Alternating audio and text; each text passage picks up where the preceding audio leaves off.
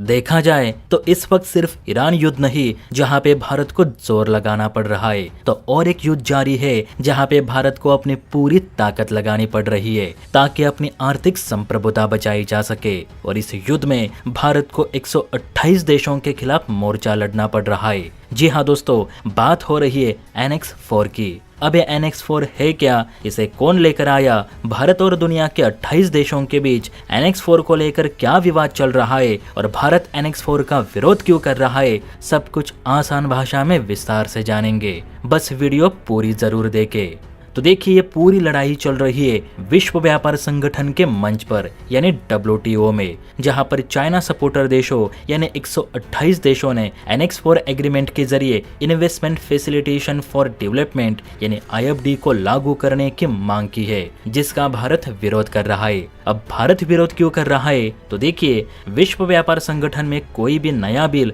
या प्रस्ताव लागू करना है तो उसे मल्टीलैटरल एग्रीमेंट के तहत ही लागू किया जाता है, यानी कि सब देशों की सहमति के बाद ही लागू किया जाता है, जो कि एक आधिकारिक रास्ता भी है। लेकिन चाइना यहाँ क्या कर रहा है, तो वो IFD के इस प्रस्ताव को एनेक्स 4 एग्रीमेंट के जरिए लागू करना चाहता है, यानी ये प्रस्ताव सिर्फ उन्हीं देशों के सहमति से लागू किया जा रहा है जो चाइना के IFD का समर्थन करते हैं। लेकिन जैसे कि WTO का नियम है कि यहाँ कोई भी प्रस्ताव पास करने के लिए सभी सदस्य देशों की सहमति जरूरी है, और यहीं पर भारत ने चाइना के IFD प्रस्ताव पर वेटो लगा दिया। अब भारत इसका विरोध क्यों कर रहा है, तो देखिए, 128 देश जो एनेक्स 4 एग्रीमेंट के जरिए IFD लागू करना चाहते हैं, तो उनका मकसद है कि विदेशी निवेश को आसान करना, निवेश संबंधी नियम पारदर्शी बनाना और सिंगल विंडो क्लियरेंस सिस्टम लाना, यानी विदेशी या घरेलू निवेशक एक ही जगह से सभी जरूरी दस्तावेज, आवेदन और अप्रूवल्स जमा कर सके।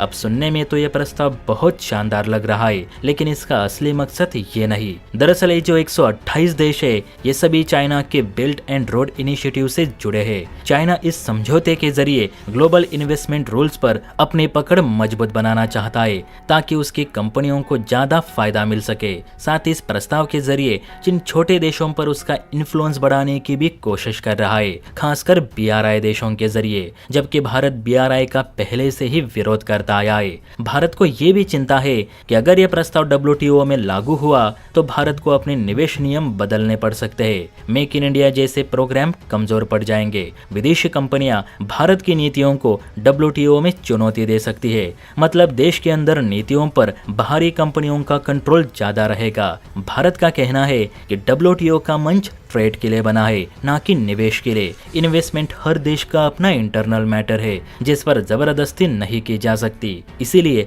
भारत इस प्रस्ताव पर साइन नहीं करेगा। देखा जाए तो फिलहाल इस प्रस्ताव के विरोध में भारत अकेला खड़ा है। 128 देश इस समझौते को आगे बढ़ाना तो चाहते हैं, लेकिन WTO में जोड़ने के लिए सर्वसम्मति जरूरी है। आसान भाषा में समझे तो चाइना ग्लोबल ट्रेड रूल्स को अपने हिसाब से चलाना चाहता है ताकि ट्रेड में वही सिकंदर बना रहे, लेकिन भारत ये होने नहीं देना चाहता। ये तो वही बात हुई कि जैसे चाइना UNSC में भारत को वीटो पावर हासिल नहीं होने दे रहा, वैसे ही भारत भी WTO में चाइना को ग्लोबल लीडर बनने नहीं दे रहा। इसे ही कहते हैं टीट फॉर टैट, जैसे को तैसा जवाब। बाकी इस पर आपको कुछ कहना है तो कमेंट करके अपनी राय दे सकते हैं। और हाँ, वीडियो अच्छी लगी हो तो बेल आइकन प्रेस करके चैनल को लाइक एंड सब्सक्राइब जरूर करें।